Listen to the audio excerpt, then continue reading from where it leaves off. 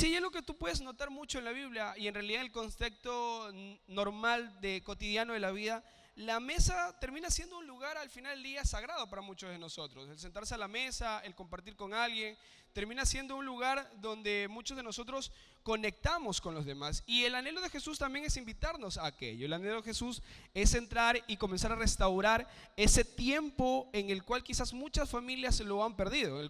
Porque hoy en lo cotidiano de la vida, en el afán que hay, en lo moderno que hay, en la presión, el estrés, la ansiedad económica, en muchas cosas, hay muchos de nosotros que ya no nos sentamos a cenar con la familia completa, porque quizás el horario no te da, el tiempo no te da, o llegas afanado y sales corriendo, la otra persona ya no tiene tiempo para cenar, y ya no te sientas como antes te sentabas quizás con tus hijos a compartir ese tiempo de cena, y había un momento en el cual compartías con aquello. Y la Santa Cena tampoco es un acto religioso en realidad, más bien fue un acto de invitación de parte de Jesús a los discípulos a sentarse juntamente con Él en la mesa, sentarse juntamente con Él en ese lugar de reconciliación, de sanidad, de restauración. Entonces, la Santa Cena no es en sí un acto religioso, sino es una invitación de Jesús a restaurar nuestra vida y a sentarnos a poder conversar, a tener esa intimidad con Él también aquello. Ahora, la mesa sigue siendo en estos tiempos, como digo, un lugar sagrado y un símbolo de unidad. Porque en la mesa, ¿qué se hace? Se conversa, se arreglan problemas, se dan noticias, tanto buenas como malas. Cuando tú quieres darle una noticia a alguien, tú lo invitas a tu casa y le dices, mira, ven, te invito a almorzar. Y a veces uno va asustado, porque cuando no te ha invitado mucho tiempo, tú no sabes si es una buena noticia o es una mala noticia.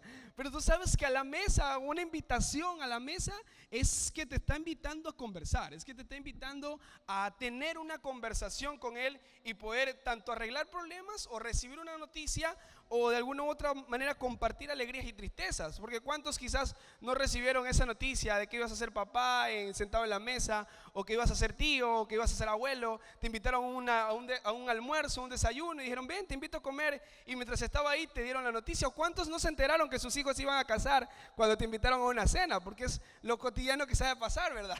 Mi hermana Ruth dice, a mí me pasó porque te invitan a una cena y dicen, mira, vamos a tener un tiempo y tú ya vas preparado. A veces hay unos que ya lo sospechábamos, ¿verdad? Pero hay otros que te cae ese momento de sorpresa y tú dices, wow, se va a casar mi hija, se va a casar mi hijo, wow, voy a ser abuelo, voy a ser abuela. Entonces, en esa mesa se pueden compartir muchas cosas. Pero si hay algo también que Jesús comparte en esto o en la mesa de la Santa Cena, fue el hecho de brindarnos tanto esperanza como el anhelo de que recordemos todo lo que Él había entregado por nosotros. O sea, tenía dos enfoques, porque la Biblia aclara que el sentarse a la mesa tiene el enfoque de recordar lo que Jesús hizo, pero también el enfoque de saber que Él viene. O sea, tiene una mirada hacia el pasado, de mirar todo lo que Jesús entregó por nosotros, pero también tiene una mirada hacia el futuro, de saber que Él viene y que los tiempos de sufrimiento, de ansiedad, los tiempos perversos que quizás a veces estamos viendo en esta temporada, Jesús está a la puerta para poder llegar y finalizar con todo aquello. Y creo yo que es muy importante, y por eso Jesús de alguna u otra manera fue una cena lo que dejó como un recordatorio y no un ritual, porque en el tiempo de Jesús o en el tiempo de los judíos había muchos rituales con los cuales muchos recordaban muchas cosas. Pero yo creo que Jesús, y diría el Padre en su sabiduría, deja la Santa Cena como una manera de recordarlo a Él de nuevo, porque es algo al que todo mundo puede acceder. A nadie le es prohibido comer. Y no habla, cuando tú hablas de la Santa Cena, no habla de un ritual, sino más bien habla de la comunión, de sentarse a la mesa, de estar en un lugar con Jesús. Entonces no tiene que ver con algo de que me tengo que purificar para sentarme a la Santa Cena, sino más bien tener el corazón listo para poderme sentar con mi Padre a la cena, de poderme sentar en ese lugar. Por eso Él deja como algo, como la manera de recordarlo, de volver a recordar todas las cosas, de que se abran los corazones, algo tan cotidiano, común de la vida, que todo el mundo tiene acceso, el sentarse a la mesa, el cenar. No es algo que está privilegiado para algunas personas, no, todo el mundo tiene derecho a comer, todo el mundo tiene derecho a sentarse a cenar. Y hoy Jesús como iglesia también nos quiere invitar a eso, a poder subir a esa mesa, podernos sentar, entrar en el aposento alto, ordenarnos, purificarnos juntamente con Él en ese lugar, porque es ahí donde te purificas. No puedes llegar purificado porque, ya voy a ir explicando igual todo aquello, porque es difícil aquello. Pero cuando tú te metes a la cena, si te sientas ahí, Jesús comienza a limpiar, a restaurar, a ordenar nuestra vida, porque le hemos dado el acceso que pueda habitar en nuestra casa y poder entrar en aquel lugar. Y quiero entrar en el primer punto. Dios busca casas que se quieran arreglar o que quieran ser arregladas. 22, 11, 12. Y quiero comenzar con la historia de la Santa Cena. Igual todos nosotros las hemos escuchado un poco, pero esta parte es el primer punto. Dice: y digan al dueño de la casa, recalco, Lucas 22, 11. Dice: y digan al dueño de la casa, el maestro pregunta cuál es el cuarto donde voy a comer con mis discípulos la cena de Pascua. Entonces él le mostrará el piso alto, un cuarto grande y arreglado para la cena. Preparen allí lo necesario. Resalte esas dos frases porque es lo que quiero que pueda quedarse en su corazón. Él les mostrará en el piso alto un cuarto grande y arreglado para la cena. Preparen allí, o sea, es grande y arreglado, pero también dice: preparen allí lo necesario. Ahora, ¿qué es lo que quiero comenzar a entender con esto? Que Jesús busca no cuartos perfectos, sino cuartos que estén arreglados para recibirlo a Él y poder Él comenzar a perfeccionar o a meter o a trabajar todo lo que necesita en nosotros. Si hay algo que creo que muchos de nosotros no entendemos a veces, es que creemos que para acercarnos a Jesús o sentarnos a la mesa, Él exige perfección. Pero cuando tú ves el historial o cuando tú ves todo el escenario de la Santa Cena, comencemos con la historia completa. Dice la Biblia que los discípulos le preguntan: Señor, se acerca el tiempo de la Pascua, ¿dónde vamos a cenar? Le hacen la pregunta. Y Jesús le dice: mire, van a hacer lo siguiente. Van a ir a una ciudad y en esa ciudad van a encontrar un hombre que lleva un cántaro. Van a seguir a ese hombre y donde sea que él entre, ustedes entrarán con él y entonces preguntarán esta frase. Él les dijo la frase específica de lo que tenían que decir. Y poder comprender esto es muy importante porque significa que aun cuando Jesús nos llama a la mesa, que la persona que nos llama a la mesa es Jesús, porque Él organiza todo lo que necesitamos en ese momento para sentarnos a la mesa. Si Él nos está llamando, a veces nosotros pensamos: pero no tengo el lugar donde llevarlo a cenar. Porque era una invitación de Él, ¿verdad? Los discípulos dijeron: necesitamos cenar, ¿dónde vamos a cenar? Y le dice: van a hacer lo siguiente. Ahora, el contexto histórico es muy importante, porque primero, pues necesitamos comprender que las personas o aquellos que iban a ver el agua no eran los hombres por general, sino más bien tenía que ver con las mujeres, las que iban a ver el agua tanto en la mañana como en la tarde. Nadie iba a ir tampoco en el mediodía. Nadie iba tipo 3, 4 de la tarde porque era el momento donde el sol pegaba con mucha más fuerza. Por lo general se iba tanto en la mañana, desde las 8 como hasta las 10, que era el momento en el que el sol estaba un poco más suave, o si no ya en la tarde, bien noche, ya tipo 5 a 6 de la tarde, cuando ya el sol estaba cayendo. Pero en este contexto Jesús les da una regla específica y les dice: van a encontrar a un hombre. Primera contradicción, porque ya de ahí uno comienza a pensar en la fe y dice: ¿cómo con hombres si los que van a ver el agua son las mujeres? Y ahí ya comienza uno a pensar en la fe, si que Jesús de verdad nos está invitando a cenar o nos quiere hacer una broma, ¿no? Y segundo le dice: y lo encontrarán y lo seguirán a él donde vaya, para que puedan entrarán a ese lugar y prepararán lo necesario para aquello. Significa que Jesús los está enviando más o menos como tipo 12, 1 de la tarde a buscar un hombre en ese contexto. Pero ¿cuál es la razón por la que a veces Jesús hace aquello? Si hay algo que hemos comprendido, que hemos entendido en todos estos años que hemos trabajado con Jesús, es que Jesús no busca cosas comunes para poderte meter en el propósito de Él, sino busca cosas que no son comunes por una razón, para que tú no te confundas que es Él el que lo hizo y no tus capacidades ni tu humanidad. Porque si esos hombres hubieran ido a buscar a una mujer, era común buscarlo, pero en la mañana también. Pero él le dice: van a ir en la tarde. Y el contexto de lo que pasaba en esa ciudad es que a esa hora había mucho movimiento. O sea, era como una Navidad, donde tú ves o vas a la bahía a buscar a una mujer. Imagínate buscar a una persona. donde tú sabes que todo el mundo anda por ahí. Imagínate que te diga, Pastor Julio va a ir a buscar al centro a una persona que lleva una funda de regalo y lo va a seguir. Un domingo, un 25 de diciembre, perdón, a las 3 de la tarde, cuando la bahía está más llena de gente con fundas de regalo para todos lados y para aquí, y encontrar a alguien así es difícil. Tú dices, ¿cómo voy a encontrar eso? Me está jugando una broma, pastor. ¿Cómo va a encontrar a alguien así? Pero Jesús ya había preparado todo el escenario para poder tener una persona específica en ese lugar, no común, una idea no común, no razonable para todos los demás, pero que para Jesús era la marca de poderle enseñar a ellos, tranquilo, yo soy el que tengo el control de aquello. Pero Él ya lo tiene planificado con anticipación, el lugar, el escenario, la casa donde, o las oportunidades o las puertas que Él está preparando para poderte introducir al propósito que Él quiere llevarte en tu vida. Él te invita a la mesa con la intención de poder hacerte entender que si tú tienes el deseo en tu corazón, Él prepara el resto. Lo único que Él busca es un corazón que diga, yo quiero dejarme arreglar. Y volviendo acá entonces un cuarto preparado fue lo que Jesús pedía. A veces las deudas, las peleas, el cansancio, la falta de tiempo no nos dejan ver que Jesús sigue invitándonos a nosotros a podernos sentar juntamente con Él. Porque cuando el afán llega, nosotros nos quitamos la mirada de Jesús en vez de volverla a Él. Y Él nos muestra, si hay algo que puedes ver también en la Biblia, es que Dios busca casas dispuestas en las cuales hacer un milagro. En la casa de la viuda de Sarepta, la Biblia dice que Él multiplicó el aceite.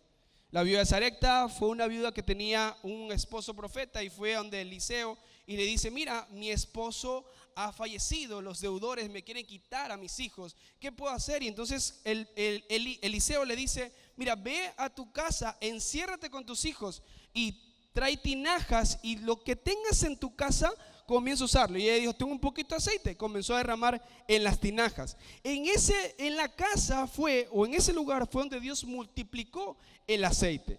La casa de Obed-Edom, dice la Biblia, que estaba el arca, le iban transportando y entonces pasó algo en el camino y la dejaron en casa de Obed-Edom. Y dice que mientras que la presencia estuvo ahí, por 3 meses trajo bendición, multiplicó, triplicó la bendición de Obed-Edom. Eso sucedió en la casa de Obed-Edom. La casa de Jairo, la Biblia dice que Jesús iba caminando y Jairo lo invitó y le dijo, ven a mi casa porque mi hija está muriendo. Y entonces en ese lugar Jesús entró y devolvió la vida a una persona que ya había muerto, a la hija de Jairo. Y uno de los últimos escenarios acá, la casa de Cornelio, en la cual se derramó la presencia del Espíritu Santo. Entonces la cena es un recordatorio a poder comprender que Cristo quiere entrar en nuestra casa, que Cristo quiere sentarse contigo a la mesa, que Cristo quiere entrar en tu casa, no para que mantengas tu vida igual, sino porque Él quiere transformarla. Porque donde Jesús entra, donde se le permite a Él sentarse a la mesa, donde se le permite a Él entrar a tener esa intimidad con nosotros, Él trae tanto un cambio físico como un cambio espiritual. Sí, usted va a decir un cambio físico, sí, porque los matrimonios que estaban desgastados comienzan a ser restaurados, los hijos que estaban perdidos comienzan a entender y a buscar dirección. Y aún eso se refleja en lo físico, porque una persona que tiene ansiedad y estrés no piensa de manera coherente en tomar decisiones correctas, por lo cual todo lo que tiene a la mano lo termina perdiendo y lo termina botando, dice la Biblia. Pero cuando una persona tiene un corazón tranquilo, en paz, toma decisiones que ayudan a traer un crecimiento a la casa. Entonces no es solamente invitarlo a Jesús y lo puedes ver acá, le dio vida a alguien, pero también dice la Biblia que en Obed-Edom restauró o que fructificó todo lo que había tenido en la casa, lo triplicó. O sea que cuando Jesús entra y tú le permites a Él sentarse a la mesa contigo, dejas que tú te sientes a la mesa con Él, Él trae esa multiplicación a nuestra vida, restaura lo que se había perdido. En estos países o en nosotros que a veces vivimos con demasiado afán, y más en este mes, como decía, la doble jornada, las horas extras, a veces no nos dejan ver que Dios lo único que está buscando en nosotros es que tengamos un lugar preparado para poderlo recibir. Él no está buscando que tú seas perfecto, Él está buscando que tú estés preparado para lo que Él quiere entregarte a tu corazón. Por eso Él desafía a los discípulos y dice, vayan y busquen a alguien. Fue a buscar a alguien que ya tenía el lugar preparado. Lo que decía acerca de aquellos personajes. Ellos estaban esperando la llegada de un Mesías. No sabían cuál era el Mesías, obviamente, pero ellos esperaban la llegada de un Mesías.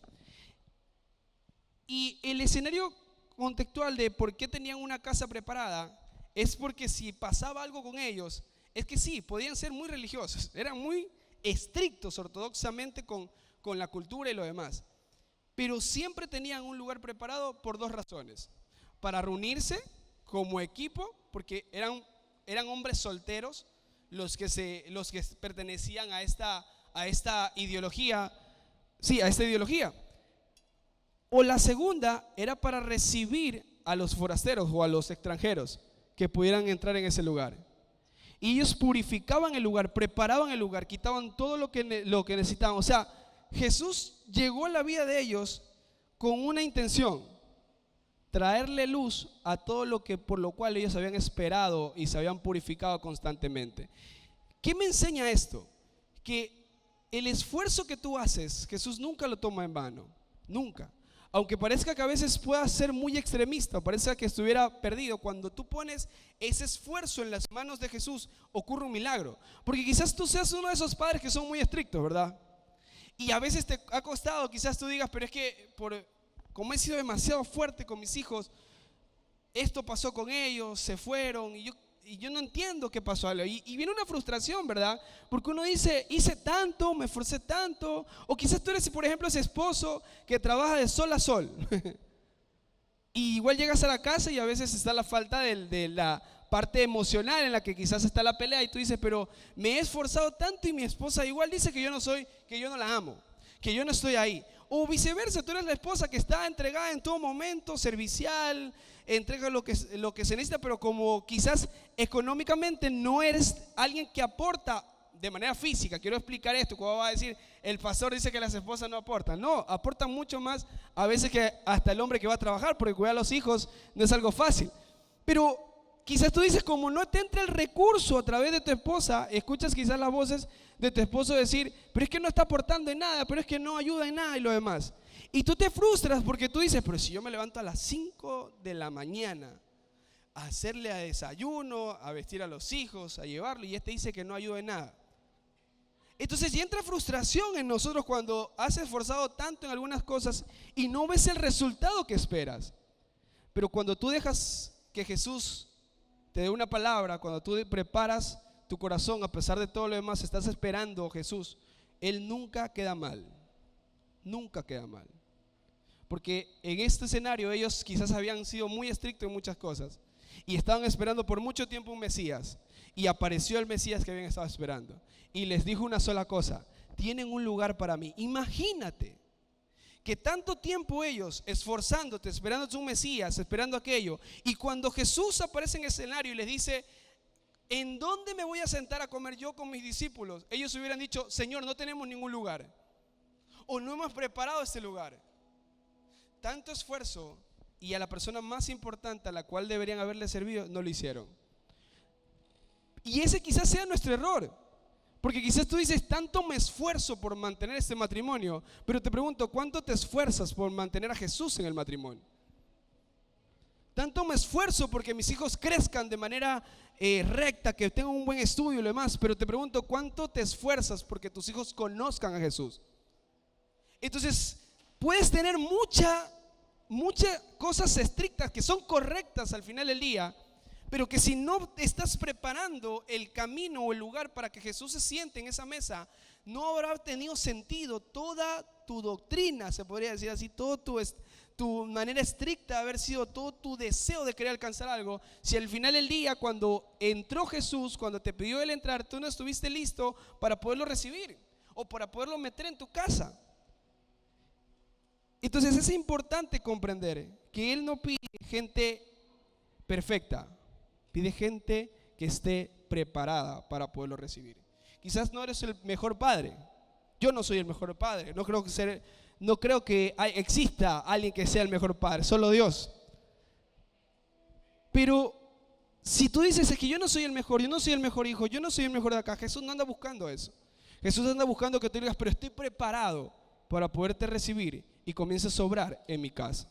Estoy preparado para que tú puedas entrar en mí y comiences a trabajar en mí, porque el lugar estaba arreglado para recibirlo, pero no estaba preparado para la cena que iba a haber. Entonces tú puedes estar todavía no preparado para lo que estás, pero sí tienes que estar arreglado, listo, disponible para decirle: Señor, yo estoy listo para que tú entres en mi corazón y comiences a trabajar y a prepararme para la misión que tú me has encomendado.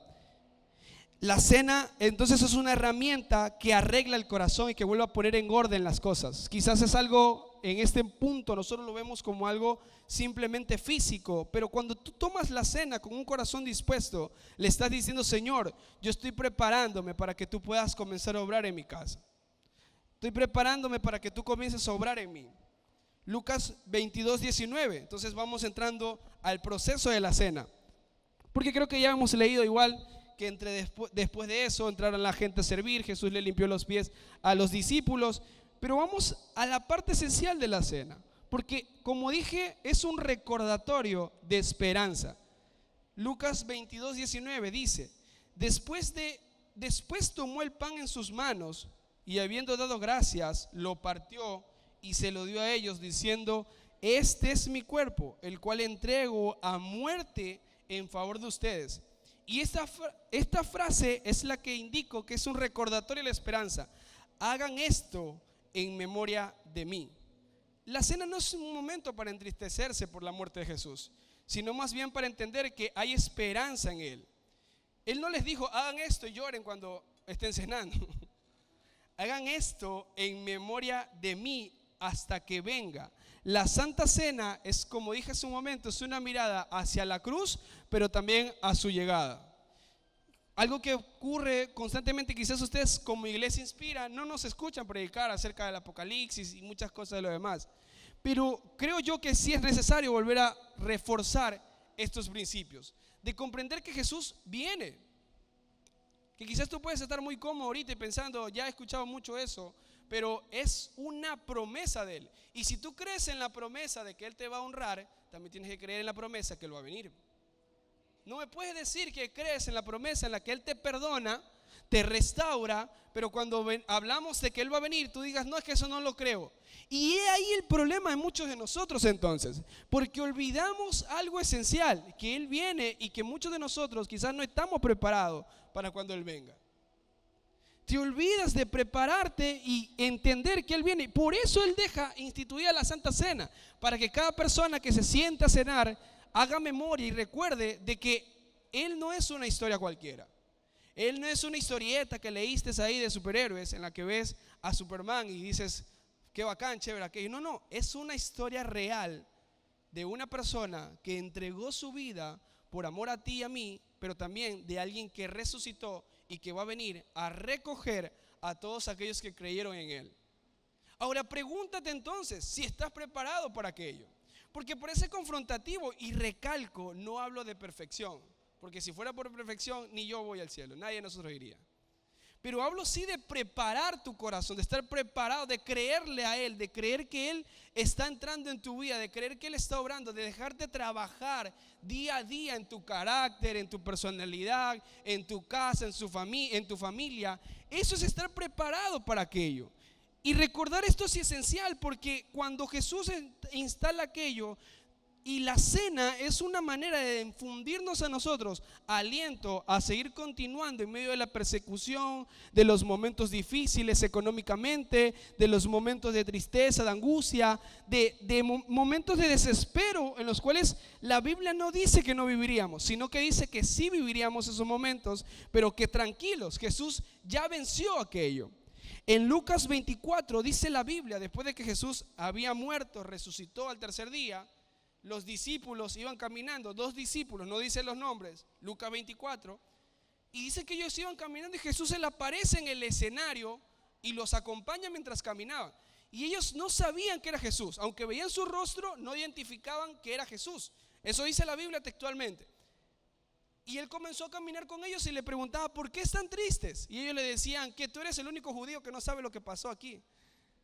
Que Jesús, aquel que era un profeta grande y que hacía muchos milagros y señales, fue entregado por las autoridades para que fuera crucificado y muerto. La Biblia que Jesús comenzó a hablarles y a decirle que todas esas cosas estaban escritas que iban a pasar, que iban a vivir eso. Estaba en Isaías, comenzó a nombrar los libros de Isaías y a comenzar a nombrarle todo aquello que iba a pasar con él. Y ellos aún así comenzaron a caminar con él y avanzaban. Llegando a la ciudad, entonces ellos les dicen, ellos llegan al lugar donde iban y Jesús hace, dice la Biblia así, como que iba a continuar su camino. Y uno de ellos, viendo que ya era tarde, le dice: Jesús, pero entra, pasa y come con nosotros, sienta. O sea, no le dijo Jesús, sino le dijo: te invito a que comas con nosotros. Entonces dice que se sientan y él toma el pan, lo parte y se los entrega. Y en el momento en que comieron el pan, se dieron cuenta de que era Jesús. Y dice la Biblia que Jesús desapareció. Y ellos se decían los unos a los otros: ¿no sentías como que algo ardía en tu corazón mientras él hablaba? Porque la Santa Cena, aunque parezca algo común nada más, o una acción común, cuando tú la tomas con fe, con convicción, con reverencia, ese momento, aunque ustedes digan, pero lo hacemos mes a mes. Sí, pero es que lo hacemos mes a mes, porque mes a mes el afán entra en tu casa. Mes a mes la desilusión de muchas cosas que no has alcanzado entran en tu casa. Mes a mes la promesa que Dios te entregó, como todavía no la alcanzas, trae desánimo sobre tu vida y tú te sientes desanimado. En un mes podemos perder a muchos cuando no tienen su fe fuerte. Pero entrar a la cena, sentarse a cenar con Jesús, es decirle al Señor, es recordar y decirle: Señor, tú sigues vivo, tú sigues reinando, tus palabras siguen provocando en mí fuego, y yo me siento en ese lugar a compartir contigo. Aviva mi espíritu, despierta mi espíritu, abre mis ojos. Era lo que hacía la Santa Cena. No fue solamente el acto de partir el pan y lo demás, porque cuando Jesús se sienta a cenar, habían 3 cosas que se necesitaban para la cena de la Pascua, o el tiempo de Pascua: el cordero, el pan y el vino. Y Jesús les dio pan, les dio vino, pero no ves por ahí que diga hay un pedacito de carne de cordero ahí, porque el cordero era él, porque él les estaba enseñando, porque la Pascua era una manera de poder entender que que Dios había librado al pueblo de Israel de Egipto, de un lugar de tortura, de esclavitud. Y lo que les estaba enseñando es que él también había entregado su cuerpo por amor a nosotros. O sea que estaba el pan, estaba el vino, y él era el cordero que se necesitaba para poder festejar esa cena con Dios. Por eso hoy también hacemos lo mismo, lo que él indicó. Tú comes el pan, comes el vino, pero para que esa cena esté completa necesitas entender que él fue el cordero que se entregó por amor a ti, por amor a mí, por amor a tu familia. Comprender eso es esencial en esto. Entonces Jesús iba con ellos, caminó y les mostró y les dio esperanza y los animó. Cuando partió el pan, ellos identificaron que era Jesús. El pan es la manera de poder entender de que Él nos ha dado esperanza, que Él entregó su cuerpo para que tú tengas esperanza, que si tu matrimonio está hoy perdiéndose, Él entregó su cuerpo para que tu matrimonio haya restauración. Que si tus hijos están desamparados, perdidos, Él entregó su cuerpo para que tus hijos encuentren salvación. Si la enfermedad ha tocado tu puerta y está golpeando en tu casa, Él entregó su cuerpo para que tú seas sano. Él entregó su cuerpo para que tú puedas ser restaurado. Si las tentaciones son las que golpean tu casa y no te dejan avanzar en la conexión con Dios, Él entregó su cuerpo para que tú puedas vencer las tentaciones.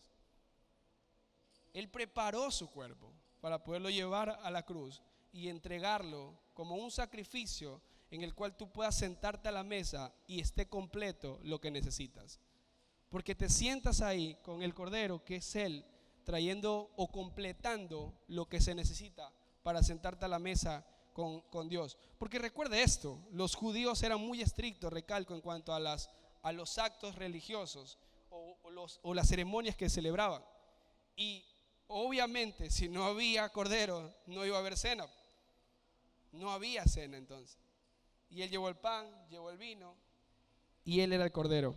Ahora, hoy la cena nos recuerda lo mismo, que no dependemos ni de la economía de este sistema, ni de la seguridad de este gobierno, ni de la situación económica, sino dependemos de una sola cosa, de su cuerpo, de su sangre, de su sacrificio, es de lo que hoy dependemos nosotros.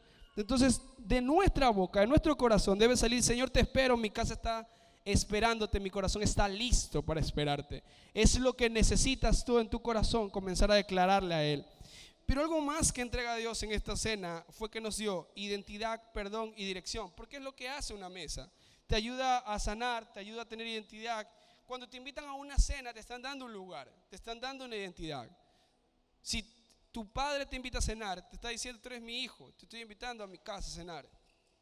Si un amigo te invita a cenar, te está diciendo: tú eres mi amigo, te estoy invitando a mi casa a cenar. Tú no invitas a un desconocido que no tiene identidad de qué es para tu vida. Y lo que está haciendo Jesús en ese momento es diciéndoles: les estoy dando identidad. Pero Lucas 22:20 dice lo siguiente: primero fue el pan, lo partió, lo repartió. Y lo segundo, en Lucas 20 dice: lo mismo hizo con la copa después de la cena, diciendo: esta copa es la nueva alianza. Recalco, es la nueva alianza, confirmada con mi sangre, la cual es derramada en favor de todos ustedes. Dios estaba recordando el compromiso o la alianza que teníamos con Él. Creo que todos hemos conocido la humanidad caída. Adán pecó, Eva pecó, se quebró la relación que había entre el cielo, entre el Padre y el hombre. Bajó, dice la Biblia que la maldad se multiplicó. Entonces hubo un diluvio, hubo una promesa en ese diluvio, porque después salió un arco iris y Él dijo: jamás eliminaré a la tierra con agua.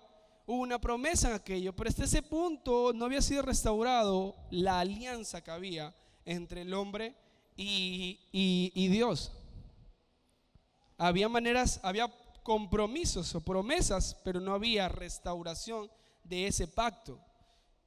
Comprenda que no es lo mismo. No es lo mismo decirte: estoy casado con mi esposa, a decir: ok, ya no te voy a molestar. No es lo mismo que estoy con mi esposa casado y hubo la ruptura, ella vive en un lugar, yo vivo en otro lado, y está la demanda de por medio, estoy presionando con la demanda y hay problemas ahí. Entonces yo quedo un acuerdo con ella y le digo: mire, ¿sabes qué? Hagamos un acuerdo, hay un compromiso entre nosotros, ya no ve, hoy hay una promesa entre nosotros. Yo no te voy a demandar, tú me vas a dar a ver los hijos. Entonces hubo una promesa ahí, un acuerdo aquello, pero no significa que la alianza había sido restaurada, que el matrimonio había sido restaurado. Hasta ese punto Jesús con el pueblo de Israel había hecho compromisos, había hecho promesas, les había entregado promesas a aquellos que habían comenzado a vivir o a caminar con Él, pero no había habido o no había entregado, una restauración de la alianza entre Dios y el hombre. Entonces Dios les dice: esta sangre es la nueva alianza confirmada con mi sangre. O sea, le estaba diciendo: es el sello de que ustedes tienen identidad, tienen perdón y ahora tienen dirección. Identidad, perdón y dirección fue lo que Él entregó en ese lugar. Y creo que la historia que más se asemeja a esto y poderlo comprender es Mefiboset. Y ustedes creo que también lo hemos predicado, lo han escuchado. Mefiboset era hijo era un nieto del rey Saúl. Cuando el reinado de Saúl se acabó, dice que murió Saúl y murió con él Jonatán y toda su familia, todos los que pertenecían a ese linaje fueron exterminados. Pero quedó Mefiboset y había una promesa o una alianza que se había hecho entre David y Jonatán, el abuelo de Mefiboset. Y entonces David se acuerda de ese compromiso, se acuerda de esa alianza, porque Jonatán le había dicho: mira, mi padre quiere matarte, quiere exterminarte porque eres pecador, pero yo hago un compromiso contigo. Y si toda mi descendencia muere, acuérdate de los míos. Y es la misma alianza que también nosotros hemos hecho con Jesús. Porque si Jesús estuviera acá con una conversación con uno de nosotros, te diría lo siguiente: mi padre quiere matarte. Porque era lo que decía la Biblia, ¿no? Que el que pecaba con muerte traía. El castigo del pecado es la muerte. Entonces él le decía, mi padre quiere matarte. Estaba haciendo un compromiso con nosotros. Jesús fue restituido, fue llevado a ese lugar, pero nosotros al final del día también nos convertimos en ese Mefibosec. Porque dice que entonces, la historia dice que comenzó a correr, estaban matando a todos los del linaje de Saúl, y la criada ¿cómo se diría? Como la niñera, podría decir en este tiempo, la niñera de Mefibosec, asustada, sale corriendo con el niño porque estaban matando a todo el mundo. Y entre lo que corría, el niño había nacido bien, había nacido sano, había nacido completo y todo lo demás. Pero mientras corría dice que se le cae el niño y el niño queda lisiado. Por el golpe que se dio en las piernas, se las quebró y quedó lisiado. El dolor, la vergüenza, la desesperación era algo que seguían ahora a este niño, porque hoy comprendemos nosotros, ¿verdad?, que existe la medicina. Pero en ese tiempo no existía la medicina como tal. Entonces, ¿te imaginas cuánto tiempo tuvo que él pasar hasta que, con el dolor de las piernas quebradas, de muchas cosas, de la vergüenza de haber corrido, de haber estado un día en el palacio y el otro día estar escondiéndote debajo de, yo qué sé, de las rocas, en una cueva, en un lugar, de haber estado en aquello? Pero dice entonces que David se acuerda de él y le dice, manden a ver, pregunta, ¿hay alguien de la descendencia de Jonatán al cual yo pueda honrarlo, al cual yo pueda honrar su vida y lo demás? Y le dicen, sí, existe alguien que se llama Mefibosec, que es el bisnieto de Jonatán. Entonces él lo manda a llamar y lo sentó en la mesa de los reyes a comer. Habían varias mesas en ese tiempo. Estaba la mesa para los esclavos, estaba la mesa para los sirvientes, estaba la mesa de aquellos que eran principales, pero también estaba la mesa del rey. Y el lugar donde lo sientan no fue en ninguna de esas otras mesas, fue en la mesa del rey, lo cual llevaba un mantel grande, como nosotros hemos visto en las películas, y ese mantel cubría las imperfecciones de Mefibosec. Si la gente llegaba a esa mesa y veía a Mefibosec, nadie se imaginaba que Mefibosec estaba cojo. Pero mientras estaba sentado en esa mesa, sentado con los reyes, sentado en ese lugar, todo el mundo lo veía con dignidad, con posición, con altura. Quizás tú te veas desde abajo, a veces con muchas limitaciones. La economía, tú dices, no es como yo la esperaba, el matrimonio no es como lo esperaba, el trabajo que tengo hoy no es como lo esperaba. Pero cuando tú te sientas a la mesa con el Padre, esas cosas delante de Él no cuentan. Él cuenta la identidad de lo que tú eres, que eres hijo, que tienes posición, que le perteneces a Él, que fuiste llamado para Él, linaje escogido, nación santa, pueblo escogido, dice para Él. No fuiste llamado para ser cola, sino fuiste llamado para ser cabeza. Entonces las imperfecciones tuyas que hoy ves sentado a la mesa con el Padre son cubiertas por Él. El compromiso y el pacto de Él nos lleva a mirarlo desde la perspectiva en la que Jesús mira nuestra vida, que Él quiere restaurar nuestra vida, que Él quiere restaurar la posición que tenemos nosotros como hijos. Entonces, para ir finalizando,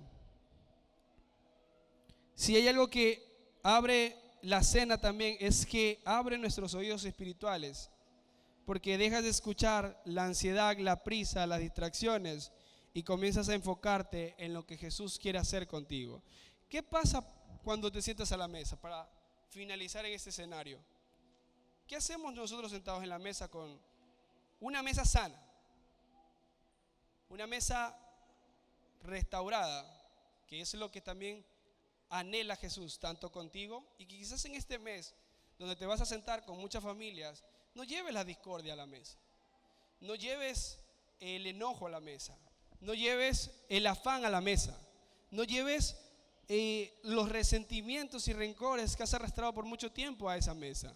Si te vas a sentar a la mesa, ve con la intención de poder restaurar la relación, de poder sanar a aquello. Quizás tú digas, pero la otra parte nunca quiere cooperar, nunca quiere ayudar. Los 12 no se llevaban bien entre todos, porque en la última parte, déjame leerlo acá, esa parte. En la parte en la que Jesús les dice a ellos cuánto ha anhelado sentarme a la mesa, me impacta lo siguiente que dicen los discípulos. Porque Jesús les está diciendo unas palabras de amor, les está diciendo los amo, los quiero, los atesoro, son lo mejor que yo tengo en mi vida.